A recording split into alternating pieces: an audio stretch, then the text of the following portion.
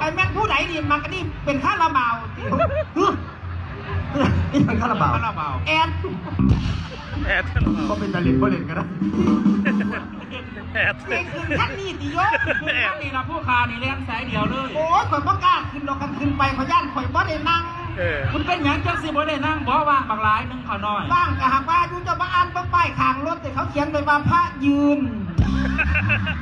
พระนี่ข่อยบ่เป็นโยมพระจังไหนมาปุ๋ยยืนคือจังสิเราผู้คานี่เลี้ยงแสนถึงเซนนี่ขอนแก่นพระยืนแต่พระยืนนี่มันคืออำเภอพระยืนโอตีเจ้าน่ะมันพาโมอุ่นคืนนึกว่าคืนจังว่าละเที่ยวนึงข่อยก็มาสิไปพูดแล้วก็เจ้าเขียนมาบ้านแพงคนนะว่าไปซื้อแม่ต้องไปซื้อสวนยางคุณเขาว่าซื้อบ้านซื้ออำเภอเขาลบคองโม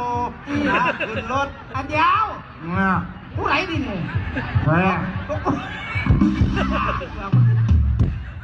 มันนั่งข้างหลังไอ้พักไปนั่งข้างหน้าแล้วนั่งใส่กะกีเป็นยังนี่เป็นยังจังไรไม่เห็นสิเขาไปตลาดแต่นี่มิตรโซเฟอร์กับพระตัวนั่งหน้าเจ้ามานั่งข้างหลังอย่าถือยศถือศักดิ์เลยถออุเทนเป็นยังอุเทนงูจักดอก